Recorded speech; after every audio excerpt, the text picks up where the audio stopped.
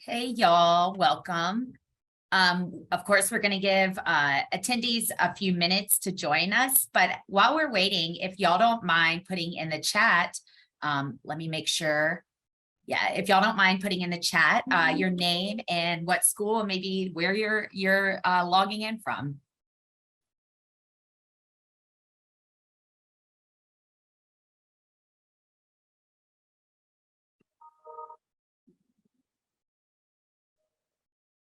Okay, we have New Jersey. Welcome, Chris. Wow, and that's fun. The first school, Chris from Wardlaw Hartridge. That's where my father graduated from, so that's fun. Austin, California. Hey, Shelly Miller and Brentwood. Good to see you. Brentwood Academy. Laura, John Cooper. Hey. All right, we got Harpeth Hall. I'm loving this. Jorge, you see any of your schools yet? No, not yet. But I saw Lafayette. All right. People from everywhere. I love it. Kathleen Sullivan, Pinecrest School. Pinecrest, yeah. Check Hillel, that's in Miami. Oh, Panama. To have you here, Teresa. Yeah. Cool. Got some good representation in Indiana. Mobile, we love a good Mobile. Grand Coteau. Love a right good around Mobile. the corner from I just you, love Julie. Woodlands. So we have right over 500 people signed up. So we will give them one more minute or two. I know y'all are all real busy and we appreciate you joining us maybe for your lunch hour, maybe a little early, late, depending on when you like to lunch. But we'll give them a few more minutes and then we'll get started.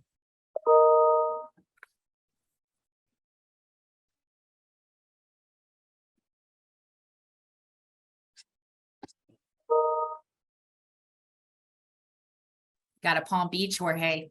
Yeah, Florida representing. And once we get started, please send your questions in the Q&A. It will definitely get lost. Oh, hey, Becca. Introductions.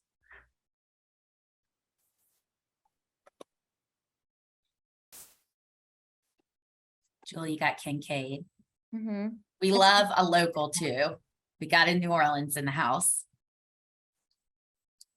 Well, maybe we can go ahead and start with our introductions as people start to trickle in. Hi, everyone. My name is Paul Burgess. I am the Director of International Admission here at Tulane. I also work with students domestically. I'm a Tulane alum. It's nice to have one of my former college counselors joining us here today. Part of what I love about this job, such a good community. So it's nice to be here and I'll look forward to answering your questions. Hey, y'all. My name's Leela Lavens. I am the executive director of communications and marketing. I've been at Tulane for 16 years. So I'm working in the job. I am a Tulane alum twice over. And my territory is Tennessee, Alaska, and Hawaii. Certainly spend more time in Tennessee than the other two, but hoping maybe to make visits out there in the next few years. But thanks for joining us. Julie. Okay, I didn't know if it was going to be me or him. Okay, hi everyone. I'm Julie Brasso. I'm an assistant director here at Tulane Admission. I also went to Tulane and graduated in 2015, before then getting my master's at UT Austin before coming back. So I am actually a regional counselor living in Houston. I'm in charge of all of the Texas schools. So if you are a Texas counselor, I'm the main contact for you. And yeah, thanks for joining everyone. And my name is Jorge Hayes. I've been at Tulane for 5 years now. I am an associate director of events. So, all the event emails your students get, I see those a lot, and I send those a lot. I work with students from South Florida and then Puerto Rico. I also want to give a shout out to our coworker who's kind of in the background here, Val Kalinda. Many of you probably worked with her over the years. She recently transitioned in kind of a hybrid role and is working with admission a day a week and is managing our counselor outreach. So she'll be answering some of the questions coming in through the written word, through typing answers. So the rest of us will kind of pick questions as we go through. If y'all would like to start submitting questions, please do through the question and answer part of Zoom, and we will just start picking them up. So feel free to ask about whatever you'd like. Between us, we have a lot of experience in admission. We've been here through, different trends. So feel free to shout out and let us know what you'd like to hear about. And maybe while people start to plug their questions into the Q&A box, please use Q&A rather than the chat. We'll preface this by saying our main and big update for Tulane this year is that we have a new incoming Dean of Admission and Vice President for Enrollment.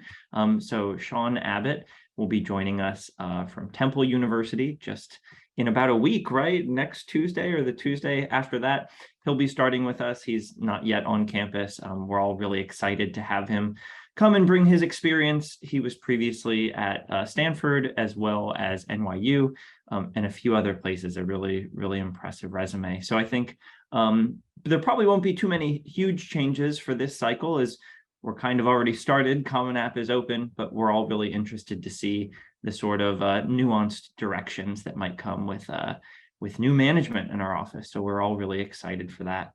So on that note, we may have to answer, I don't know, to some of these. And I assure you, if any frustration arises on your end from that, it is on our end as well to not be able to answer. But we are so excited to welcome Sean and kind of see what changes and directions he takes us in. I saw our first question was about ED and EA. So I would say, since I've been here every year, we've gotten more and more into accepting early rounds. I think the one that I can say I don't know to is the ED percentage. I do know that it's kind of a trend across, selected private schools to have gone heavier and heavier with ED. I'm not sure if we'll remain where we are, pick more ED or kind of back off on the selection there. But I would be willing to say we are still going to remain a school that trends towards admitting most of our class through one of the early rounds. And I guess, Leela, do you remember, just to throw out there, what our kind of stats were for last year? ED was above 50%. And so there might be slight changes to that, but probably still looking at half the class coming in ED. And then, as you mentioned, the bulk otherwise being early action. Yeah, yes.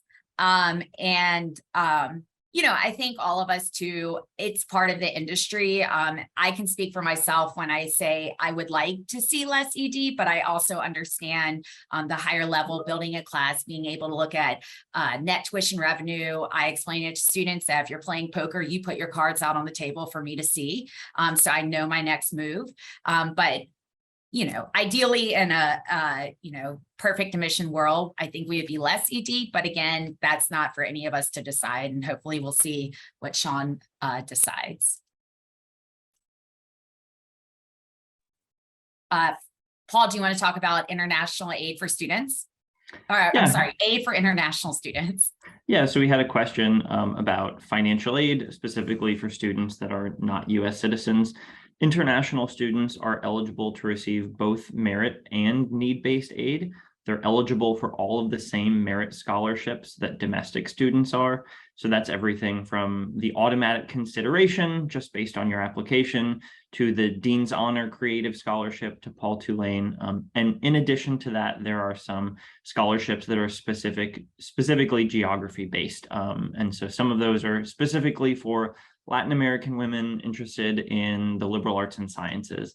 Some are specific to sub-Saharan Africa and South Asia as well. So we kind of do most of the selection internally for those based on a student's background and how they might fit the sort of expected parameters for some of these like endowment-based scholarships. And so those are the sort of merit options. They do go up to full tuition, and international students receive full tuition awards every year. For need-based aid, international students are eligible for up to $23,000 per year in Tulane institution-based need scholarships. So they fill out the CSS profile, no need for the FAFSA, and they go from there. I think we do tend to offer more merit than we do need-based aid to international students. And so that's kind of where I see the bulk of the awards going.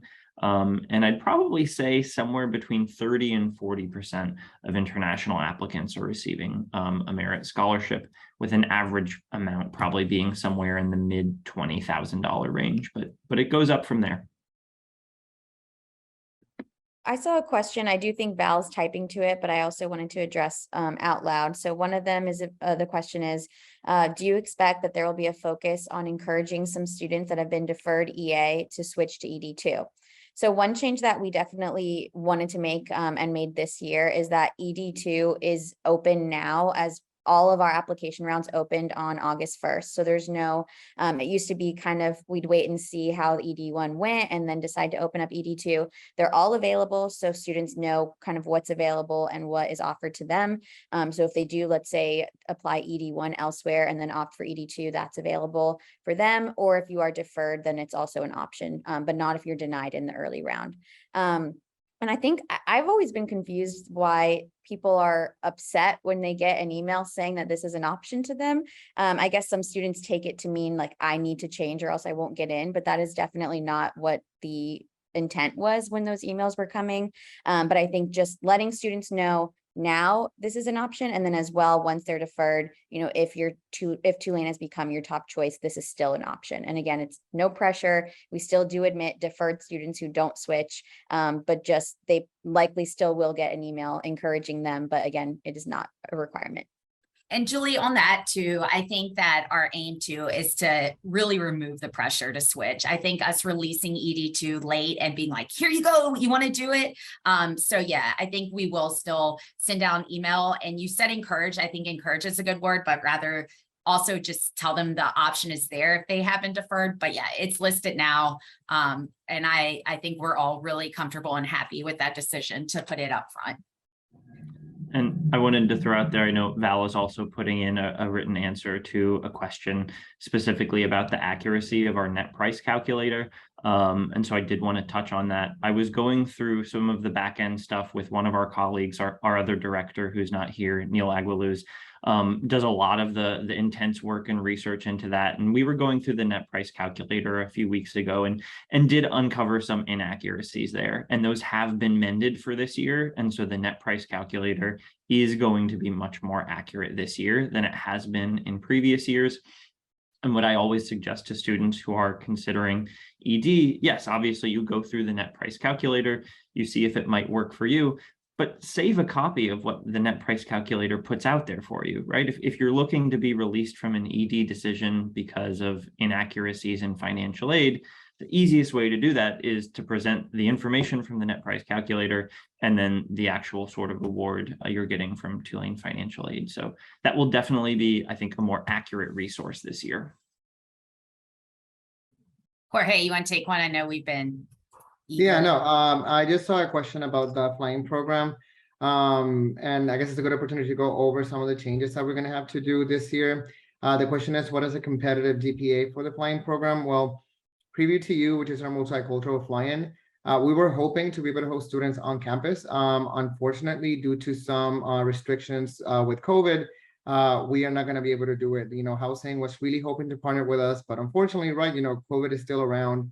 And there's a lot of logistics, right, that we have to take into account if we want to bring students to campus. And, you know, the data is not there for us to make, you know, a decision that we all feel comfortable with, right? So like, we're going to just choose to do it as we've done it in the past. Students will be able to sign up for PTU, right? And they will have the opportunity to either come to campus or do it virtually. More details about this will go out on an email soon, at the latest by the end of the month. And the EDI team is going to be able to put something together, right? So you can see it online and your students can see it, right? But for now, right, the flying program as we were expecting it to be is not going to work out just because of the whole housing situation. There's two questions I'll address quickly. There were some questions about test optional. About 40% of either our admitted or enrolled students, y'all can correct or tell me which one, came in test optional. So we are truly a test optional school. We had some students even receive the full tuition scholarships going test optional. And I say even receive because when you're looking at that type of money, we do like as many touch points that show the rigor of that student's application, but we absolutely still consider them. So, you know, if you've heard test optional is not the way to go, it absolutely is a good fit. I think most universities are on the same page as us that over the years, we have found that the highest predictor to success freshman year in terms of GPA are strong GPAs in high school. And we all know that the issues with the testing, it can be argued that within certain score bands, it might equal or it might result in certain levels of problem solving, things like that. But with test optional, it was a pretty rewarding experience to see kind of the types of students that all of a sudden could be considered for Tulane that might not have been before. Another question is what type of student should consider Tulane, which I love this question. Now as an alum, I've gotten to see so many generations of our students come through and have really gotten to know particularly our student workers in the office and some of our tour guides. The type of student that should consider Tulane should be bright, should be ready for something different, even as somewhat local. So I came to Tulane from Baton Rouge. I had culture shock. I remember my first lab partner, who I'm still good friends with, Leora Rockowitz from New Rochelle, New York. I remember sitting down and we partnered up and I sat down and looked at her and I said, do you want to get lunch sometime, you know, in our cafeteria? And she licked her finger and thumbed through a calendar and like scratched out a little date and like was like more intense than anyone I'd ever met. And I loved it. So even as someone who came from Louisiana, I was exposed to all sorts of students from all different walks of life, backgrounds, religious points of view, political points of view, socioeconomic. So any student that comes here is going to experience at some point an uncomfortable situation, might be taking classes that make them think differently than they ever have before. They should look for a challenge, but that needs to be very well balanced with the expectation to be incredibly involved and social outside the classroom. Do not assume when I say social, it equals drinking, partying, because that is not it. We always say, you know, that opportunity is pretty much there for every student at pretty much every college. But in New Orleans, there's so many other things to do, and life does not revolve around that. Po'Boy Fest, for example, is within walking distance of campus. So you will see our students, you know, get involved in so many other things, and it's not a small town, so that's not the only option. Finally, not that we are not an academic school. We absolutely are. We absolutely are. But I find the students that come here that really do well are the ones that don't take themselves so incredibly seriously. Years ago, I was working with a student who was deciding between here and Case Western. And his mom pulled me inside and said, I really want him to go here. Can you please work on him and please try to convince him? You know, we stayed in the French Quarter last night and I wanted to go out and walk around and for him to see the sights, and he just wanted to study AP biology. And I told her, I said, he probably would do better elsewhere. Our libraries are certainly full on the weekends around midterms, around finals, but students really have that amazing work-life balance that when they graduate and go out into the real world, you know, they're able to still pursue happiness, and they realize that, you know, work and money and, you know, competitiveness is not the only drive that they need to pursue outside of college. They're also very collaborative. There's no hiding books in the library or anything like that. And in my past few years, I've been really, really reflecting on this because I've thought about my experience, and it was kind of neat, not neat. It was interesting. Katrina hit my senior year and I had friends all over the country. I ended up at Boston University. There's of course students at the Ivies, big state schools, Vanderbilt, WashU, some of our kind of peers or aspirational peers. And we all did well. Nobody came back and said, oh God, that was so impossible. But I think the thing we found is that we are much more collaborative. We're much more of a welcoming environment. For some situations, we found that professors are more approachable. And so again, sum it up, student that's ready for something challenging to kind of get out of their comfort zone, probably has a focus on service and the bigger picture, and doesn't have to be a complete extrovert, but is ready also to get involved outside of the classroom. That was a great answer. Good one to follow. We got a question. I think Val also typed about it, but I did want to mention here. It is about the Spring Scholars Program. So I'm not in charge of it anymore, but I was helping in the initial first few years of that program. And if you're not familiar, it is rather small. So some counselors may have been around and still not have heard of it. So it is one of the January admission programs that other universities like NYU, Boston, USC, and others have.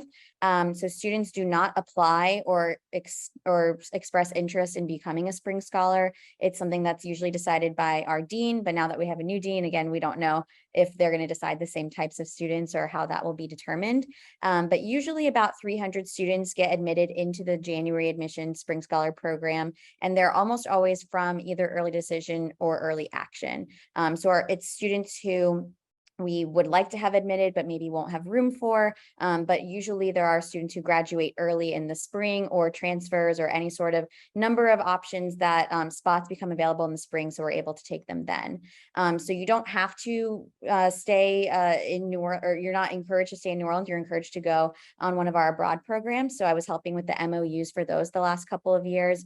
We have them for Rome, Paris, London, and Barcelona, and they're all pre-approved so that you take classes and then you start right on time in your January cohort to still graduate on time, and you're taking classes with 100 or so other students abroad that are also going to be doing the same program. So it's definitely a great option. We also have ambassadors for that program, but if any of your students get admitted into it, that's just a little taste so that you know some more information.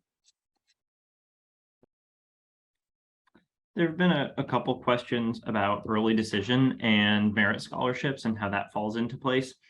I think merit scholarships are one of those things that is primarily guided and decisions are made by the dean or VP of enrollment management.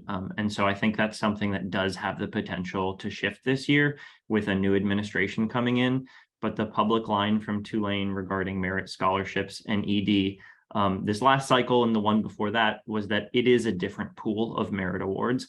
And we can all absolutely say that there are many ED students that come in, not just a few on the hand, but plenty of ED students that come in and do receive merit awards. On average, are those awards less than students applying in early action? Yes, we can also comment that has been for the past several years. The way in which they'll be awarded this coming year, I do think is still to be determined. But I think generally in the higher ed market, the commentary is that if financial aid, merit scholarships, or otherwise are going to be a really big part of your final decision, that applying ED might not be the best way to go with it. So no exact concrete information on that because it is a changing landscape for us, but that's at least been how it's functioned in the past 2 years.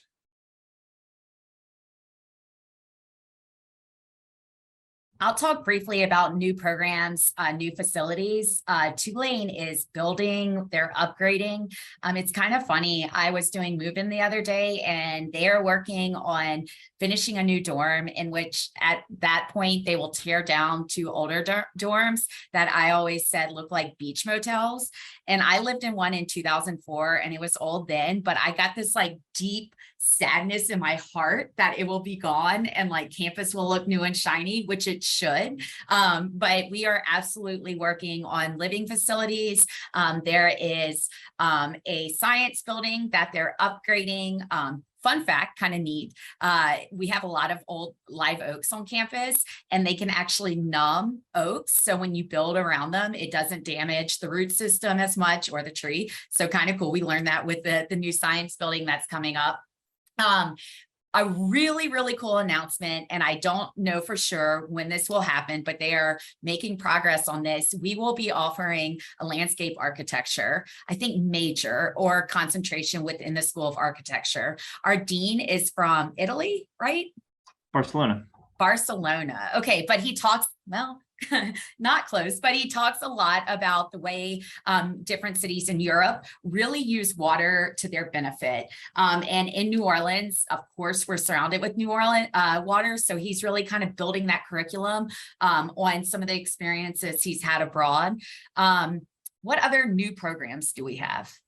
Computer science, which still remains a coordinate major, so a double, an automatic double major at Tulane, that gets added components and faculty every year. That's obviously something that's in really high demand, students wanting to add a sort of data science component to what they're studying. So it exists as a major, but it's a growing department for sure.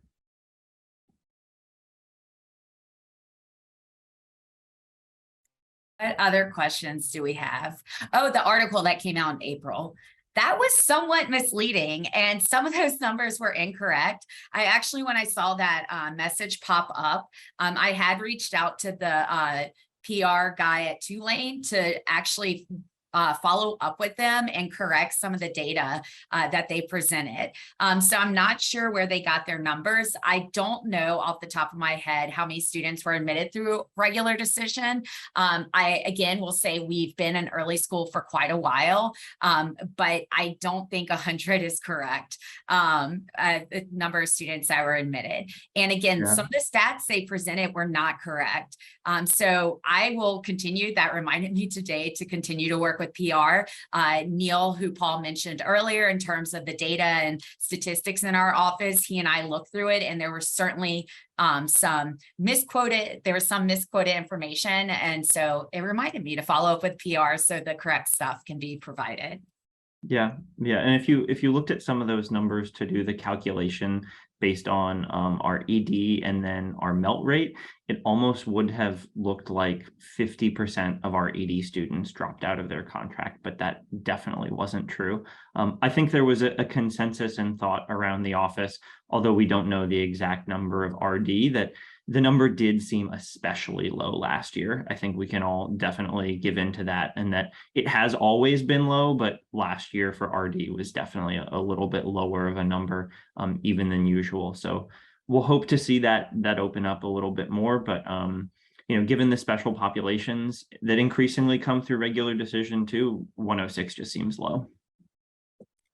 Yeah, there was a question about how about wait list, right, and how strategic we are, like with the wait list, students and like the yield aspect and things like that. As Leila mentioned earlier, right, like the university has been moving more towards a model where most of our class, right, comes from those early rounds, early decision, early action, some students from regular decision as well. So in the past 5 years that I've been here, we haven't taken that many students from the wait list, right? So I would think that there's a strategy when it comes to that. We waitlist some students that we think are going to do well on campus, but then, we don't have a lot of spots at that point. And our office overall has always been encouraged to be very transparent about this, right? If I have a student that's been waitlisted, I always tell them, and I feel like everyone else in the office will do the same thing. You want to make sure you have a school that you're going to. The odds of you getting in from the waitlist are not that high. So, just make sure that you have a plan for the fall, because at this point, it gets very competitive. So I don't think that we have a specific, yield strategy for that, because in the past few years, we haven't took that many students from the waitlist, right? We're hoping that we can, but just based on the amount of students that get enrolled earlier in the year from early decision and early action mostly, that definitely, right, makes the waitlist a little bit harder for students to be able to get a spot from. I'll address the wait list this year too. Again, we were interim. Our last dean left in early May. And so we have been kind of 4 months without, immediate direction. We've done fine. We're still here. The building's still standing. But in terms of our wait list this year, we did hang on to it until late June because the provost was kind of keeping an eye on the numbers, and Neil and I were advising on, what we should do. We do, however, understand that it kind of strings students along too. And they're dealing with heartbreak, and, it's tough. It's a tough process for students to go through. And so that has also been a consideration, where before ED and back in the olden days where we're reading paper applications, we would have typically a pretty large wait list. We've really aimed to kind of reduce that number too, just because of the students' experience, and haven't really gone to it much in the past year. And I only started with the information about this year's is because we did hold on to it till the end of June. And again, it was kind of informing the provost and just approaching it differently than we have in the past. But that is our hope too. We do want to make sure the students experience that, you know, we don't want to string them along. That's not cool. We've gotten a couple questions about scores and when somebody should apply test optional or not. One thing which I would imagine is similar at most other universities, that if a student sends in a score and applies non-test optional, we cannot ignore that score if it doesn't help them. So definitely when you're working with your students, making sure that they're sending in, you know, maybe one score could be great for 6 of their 10 schools, and then they should be test optional for the other 4. So it might change per student for the same score.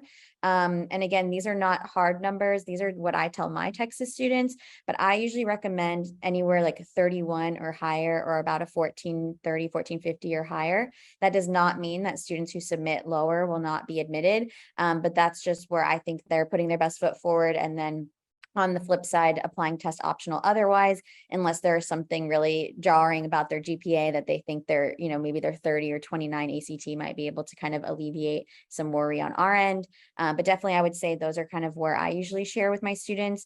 And then again, we cannot ignore if somebody does submit a lower score and does not apply test optional. So definitely you can also work with your own admission counselor if you're not sure if your student should apply one way or the other. We're really happy to talk that through with students as well. And we do have students that win full tuition scholarships that are test optional, multiple, and I think Val typed on there about 50% of our admitted class was test optional, 50% submitted tests. So we definitely just want to benefit students, and there's no harm in submitting test optional if that's best for them. Julie, I will say that if a decision has not been rendered on the application and they email us and say they want to be test optional, we can suppress it. So, you know, I know some juniors when they're filling it out and say, send my scores to Tulane, and we get in the system and then all of a sudden they apply. I'm like, wait, I want to be test optional. I would say up until mid-October, early November, for early action students, they can email, but they need to be persistent. They need to get a response from us that we went ahead and took care of it. Because while it is in the system, we can suppress it from the reader, and you know the decision would be made like that. But you gave great advice too, that they should work with their counselor, kind of present us the stats and things, and we will try to give them the best advice in terms of submitting scores or not. There was a question on the chat about hurricane preparedness. What and what we do to help students get ready for that. Well, I grew up in Puerto Rico, so for me a hurricane, I'm like, oh, just a little bit of rain, right? Like I'm really used to it. I feel like depending where you grow up, like you have a certain level of tolerance for things like this, right? But hurricanes are obviously a very serious weather phenomenon, and Tulane definitely takes that seriously. We have a hurricane preparedness, you know, like program where students have to have a plan, right, in case they have to evacuate, whether that is going home or staying with someone that they know, right? They need to have a plan in place. If it's something, right, that is last minute, that there's nothing we can do. I mean, hurricanes can be 80 miles from us in an hour, and then you look 3 hours after and they're like only 20 miles away, right? So these things are very unpredictable. We do have a program with University of Alabama, Birmingham, where we can take our students there, right, in case we had to evacuate them last minute. But they have all kinds of resources that they can utilize. Like I said, we do encourage students to have a plan ahead of time, just to make sure, right, that if they do have to evacuate, that they know what they're doing and they're not waiting until the very last minute. There was a question I saw just come up. Interviews. We are not offering them this year. Again, kind of transition administration to be very candid about interviews. We pushed them very early. I think we offered over 9,000. We had over 9,000 slots last year. 10,000. 10,000. Jorge ran it. He knows. He'll be like 10,117. So we offered a whole lot. We pushed them very, very hard. We had a number of students who interviewed with us in May or June that never applied. We had a number of students that we kind of showed up on their radar later, and we didn't offer them at that point.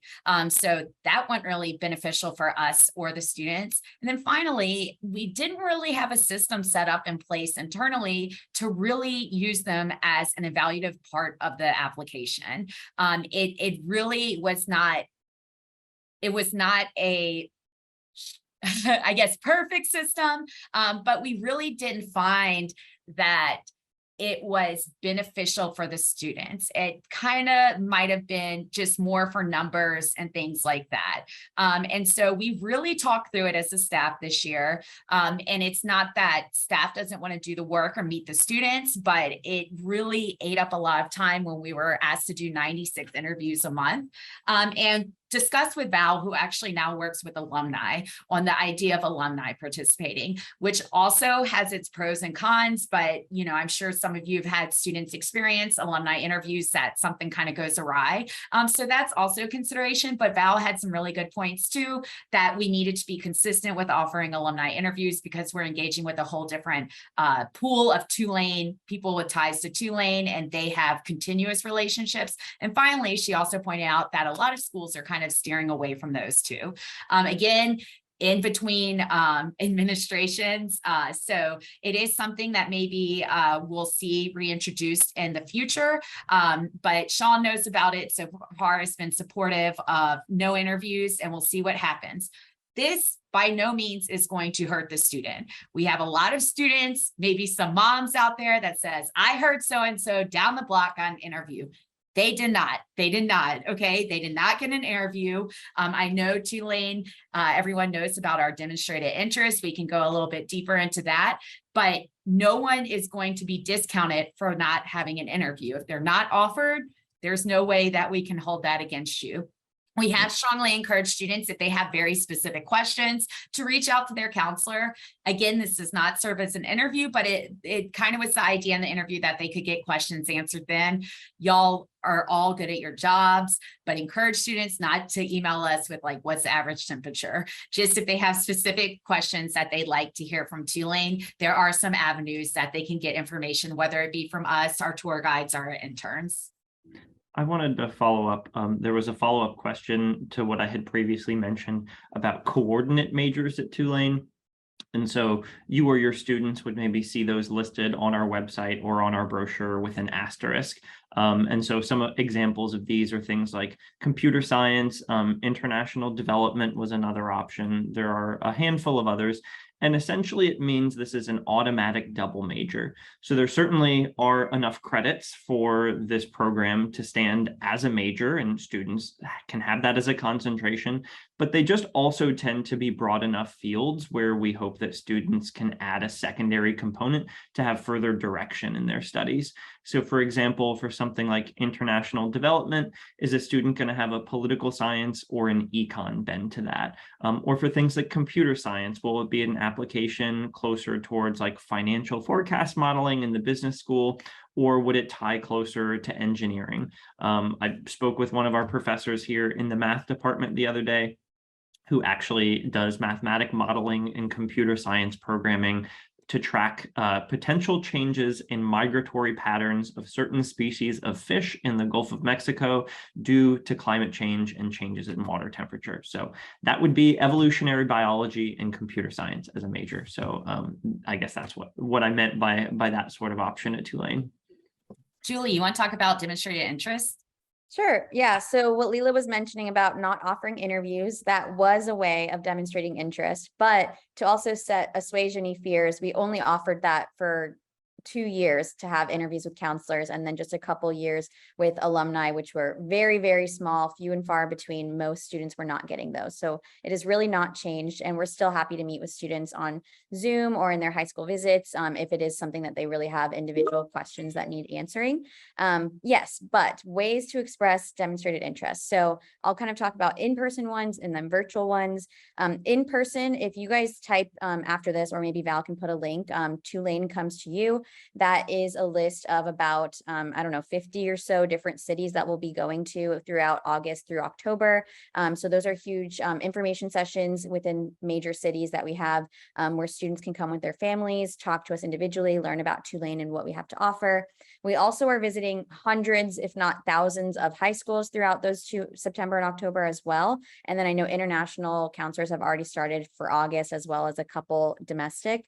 So we'll be visiting tons and tons throughout those few months. So those are ways in person for sure. And then obviously visiting in person is also an option. It is by no means required.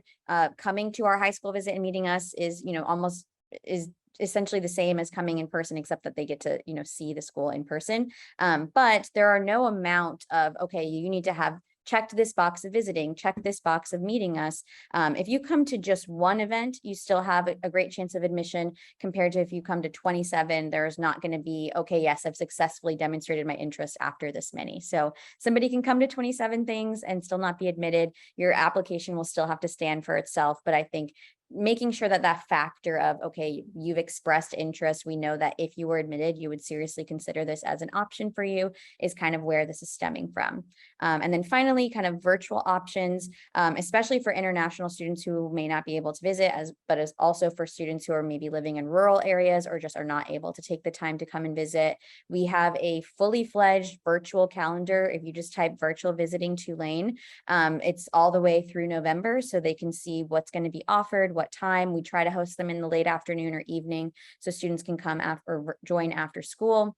And we offer multiple similar ones every other same month, so that if it doesn't work once, they can come again. So those are counted just the same as if they were to attend a high school visit or in-person session. And then additionally, we do have a Why Tulane essay. And this is also something that is helpful to share with you guys, so that we tweaked our application a bit this year. I'll get into that in a moment. But the Why Tulane essay is considered optional, but now we are sharing that it is very highly recommended. And that is a way to really express what they want to do at Tulane specifically, and really differentiate it from the other applications. So if they need help kind of talking through that, we can also describe that, if they want to join an a cappella club, instead of just saying, I want to be a singer in college, mentioning the Green Envy a cappella group, or mentioning what they would like to do at our university to really differentiate them from the other applicants. And on that note, I know that I just mentioned, so we have that Why Tulane. It's always been, I don't know, it's been always promoted as optional, but highly recommended. And now we are saying that on the application. It says this is very much recommended. And then, it still is an optional text box that if somebody doesn't fill it out, they can submit their application, but it says that it's very important. And then we do also have an additional optional essay that was added last year, and it does specify this is completely optional. Not every applicant will have something to share in this box. So that way students don't feel like they need to write something and make something up just to fill out a space in their application. I want to follow up on a few things Julie said. She covered all the good points. One, I have to brag about our virtual events. I still think we're heads and shoulders above other schools programming, virtual programming. I will say, Neil and I, who lived through Katrina, kind of saw the writing on the wall with COVID. I will make fun of Paul here, because when we were doing the office calendar, you're like, I'm going to be on vacation in April. I was like, there is no April, Paul. We know this. So we did jump on. We did. And Val, you also mentioned soccer for your kids. I was like, there's no more soccer. But once the NBA pulled it, I knew it was coming. Neil and I worked really quickly to get us virtually, but our staff is so cool and has so much personality. And we run some really well-run, creative, wonderful virtual events. So tell your kids to go to that, your students.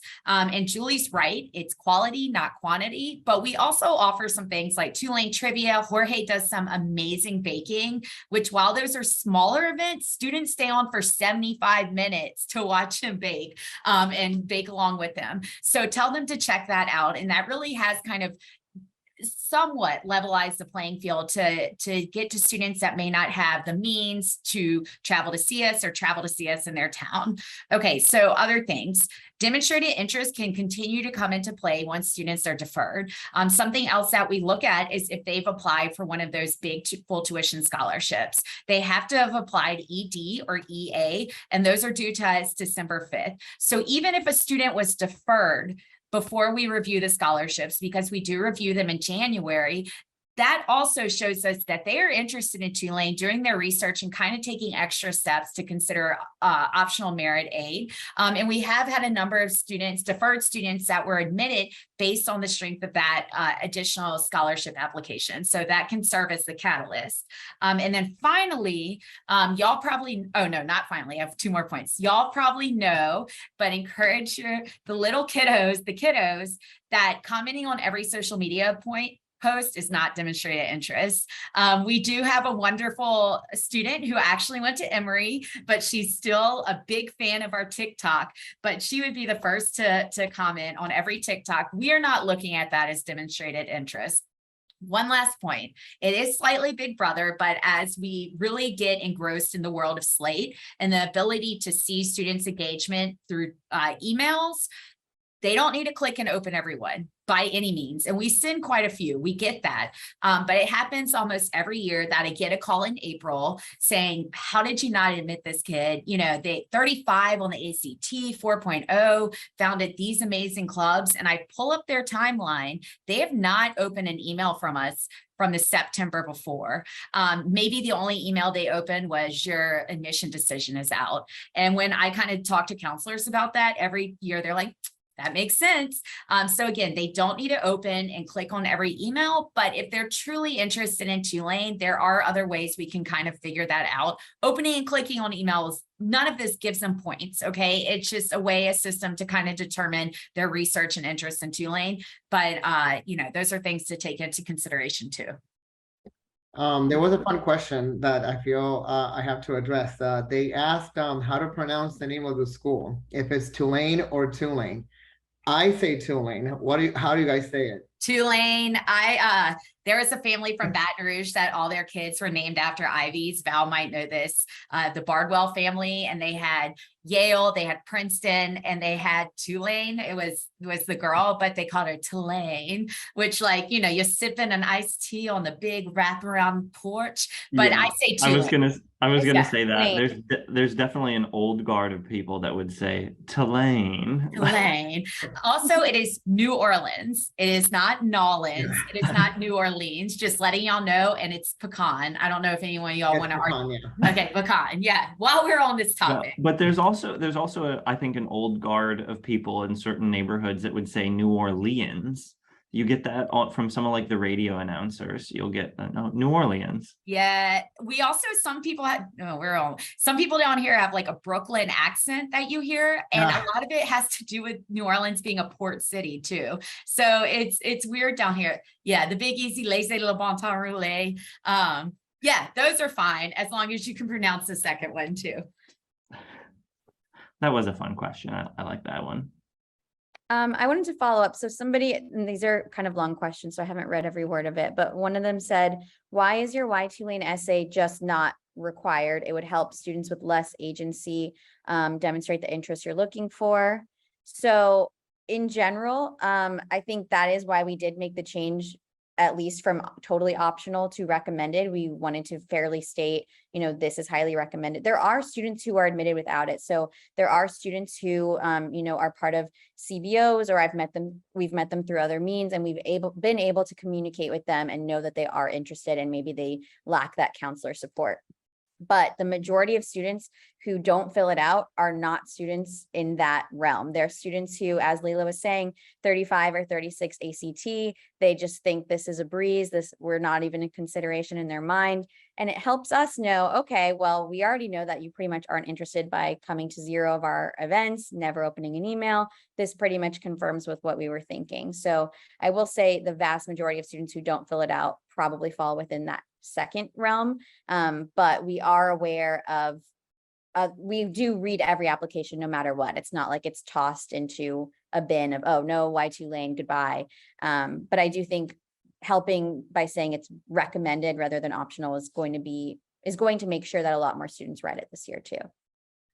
Yeah, and just to add to what Julie said, right, you know, like the comment about like how the majority of the students that don't submit a white to statement are students that, you know, like they should know that they have to submit a white to statement. I think at the same time, you get students that go to schools where we know for sure that the counselors, they have a very small caseload, that the counselor told them a ton of times, hey, you want to work really hard on the white to statement, and they send it, but it's like 3 sentences or something like that, or, you know, like, so it is always an indicator of interest, and it definitely does help us, but don't think that it's just like a student that doesn't know, that doesn't have the access that other students might have. A lot of students that do have the access also don't send it. So I guess it should, it has worked, I think, for us in the past few years for sure. The question about Lisa from Uni High. So you're on the college campus, so intentions for second semester college classes are not solid until January. You tell them the mid-year report will update admissions on spring schedule. They really want you to know their spring intentions, but they may or may not get into those specific classes. Context matters. They can put this in additional info to explain intent. Okay, so yeah, for spring, we understand things may change. And I think the students this would really impact for us to take into consideration are the students that are deferred. You know, when we admit students in early action, we're admitting them with the information we've received thus far. So we're not admitting them on projected, this doesn't happen, but projected grades for, you know, fall semester or anything like that. We're looking at what they have engaged in, what they've enrolled in thus far. And we certainly, I think additional information is such a great place to mention those. It's kind of like I'm in an AP class, but we're not going to assume they made a 4 or 5 unless they showed us they made a 4 and 5, but we will know you're in rigorous curriculum. So I think that mid-year report is perfect. I think for the students that may have been deferred and will be re-reviewed in February, by that point, y'all should have those schedules in, but we're also not going to look and be like, well, they told us they were going to be in physics. And, you know, we don't see that. We understand with that additional info, certainly again, within context, if they frame it and say, this is my intention, it might not line up exactly, but these are the classes I hope to take. It's just really the best way to approach it. There's a question here about the other optional statement, the one that is about diversity, you know, whether it's optional or not. So I always tell students, and anyone can quote me on this, I'll tell them, like, I am a big fan of you not having to do any more work than you're already doing for the application, right? Why? Because this is already a very long process and it takes a lot of time and energy. So like in our case, whenever something does say optional, that's one of the reasons we also changed the white statement to recommended, because we wanted to really emphasize that one, right, it's not like the other optional statement. That one's a very specific one about us. When it comes to this diversity, you know, optional statement, everyone has their own experience and everyone has their own identity. And as an admission counselor, I cannot decide what someone's identity is just from reading the application, right? I don't know the student, right? I'm just evaluating the application for the contents that it has.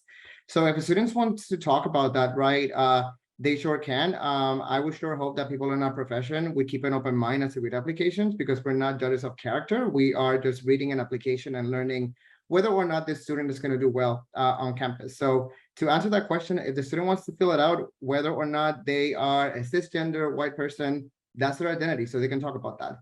If they are gay, brown, Puerto Rican, like I am, they can talk about that, right? So like it depends on whatever they what they think, right? That statement is going to do for the application. If they really feel that talking about that specific aspect of their identity is going to help us in making our final decision, and it's going to give us some context, right, about the rest of the application, then go ahead and send it. But if you don't think that it's going to really help us get more context about who you are as a person, then there's no need to fill it out. And we're not going to penalize any student for not sending that, right? Because that one's completely optional. And I feel, as you know, as a person of color and a gay person, I would feel a little not comfortable if a school required me to talk about my identity, right? So it's up to the student, and like hopefully, right, most students will see that. And I don't want any student to feel like they can't send it just because their identity does not fit what other people might think that diversity or inclusion is, right? We are a very welcoming campus. We want to know about everyone's perspectives. Yeah, it depends on the student. Yeah. Again, I guess just to characterize that too. In some ways, when reading an application over the years, if I would flip to the page where the why Tulane statement was and it was empty, I would take note of that, right? And it was kind of like, well, maybe there's reasons why this is empty, but this has definitely struck me that this is empty. And I think with the question that Jorge was just talking about, there is not that similar sort of experience where you look at that and wonder why it's empty. It's not a situation like that. I did want to touch on a question asking about admission breakdown kind of for international versus domestic students. So international students, including US citizens who are studying at high schools outside of the US, make up about 8 to 10% of our incoming freshman class. So that's, I guess, the ratio of where students are coming from. In terms of an admission rate for international versus domestic, it is really difficult to put that down because we are need aware for international students. And so there's kind of this early on roadblock in the process. Whereas if a student is not able to contribute enough financially, combined with the amount of scholarship that we're able to offer, we will not offer them admission in the first place. That's because of some requirements in place to receive an F1 visa and be able to study as a student in the US. Now, what I do love that we really do is if a student is highly academically qualified and the only reason we can't admit them is because of finances or we can't provide quite enough scholarship, their admission letter does specifically note that. So it will say, although you might be academically qualified, we're unable to meet your need. We think we could potentially award you this much in merit scholarship. If your financial situation changes, then, let us know and we can revisit this sort of situation. So I think that need aware piece does change the overall sort of admission rate for international students. But I also think international students tend to be really intentional with their applications. And so maybe sometimes it seems like a slightly higher application or admission rate. Okay, so we are not ignoring the ED, EA, RD admit rates question.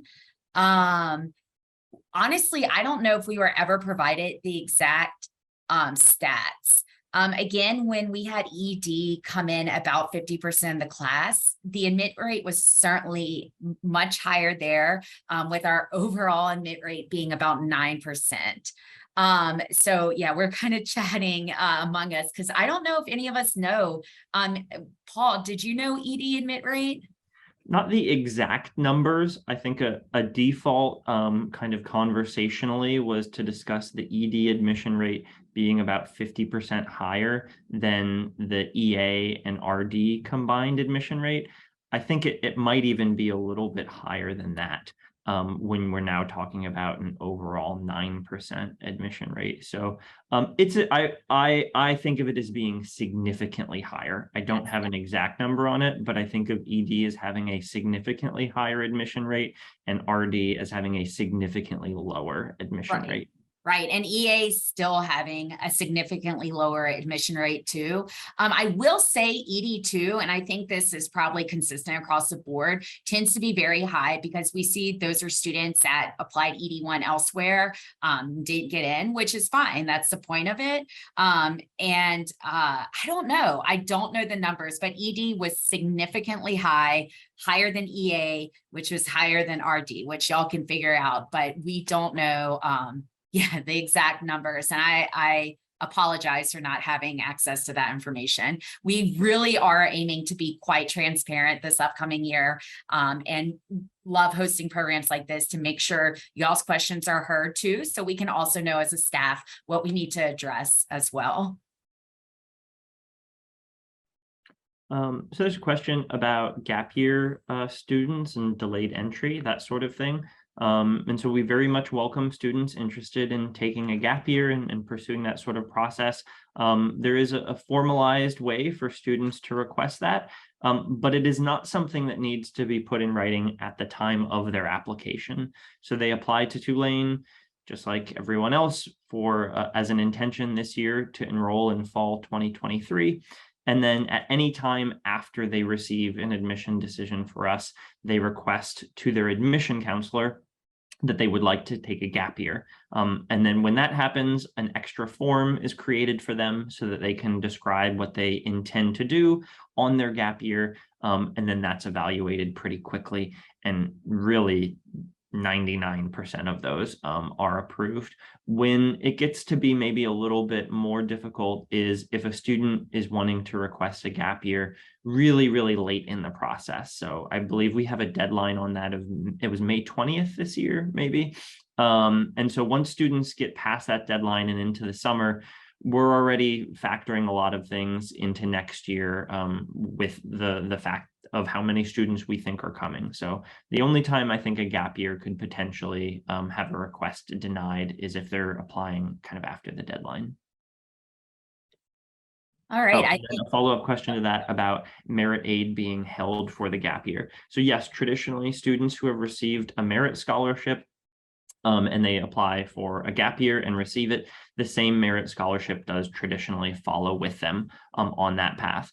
Need-based aid is something that's reevaluated every year based on, you know, your prior year or your prior year of taxes. So that could potentially change, but otherwise merit does traditionally stay the same. So on that, we're going to wrap up. I just shared the link to meet your counselor. Again, please reach out, encourage your students to reach out, and we'd love to chat with you. We really appreciate this panel too, because it gave us a kickoff to kind of things to consider as we go into this admission cycle. Again, shout out to Val. Thank you for setting this up. But thanks for chatting with us. Thanks for sticking it out with us for an hour. I will say goodbye if y'all all want to say your little goodbyes too. I tend to always log out of Zoom too early, so I will wait until we're all done. Well, depending on where you're joining us from internationally, I always say good morning, good afternoon, good evening, and good night. Thanks everyone for coming. I know this is the beginning of the school year. It's a busy time, but thanks for coming and answering your questions, or hopefully sending in your questions. Yeah, thanks y'all. I'll see some of you on the road. See you soon. Bye.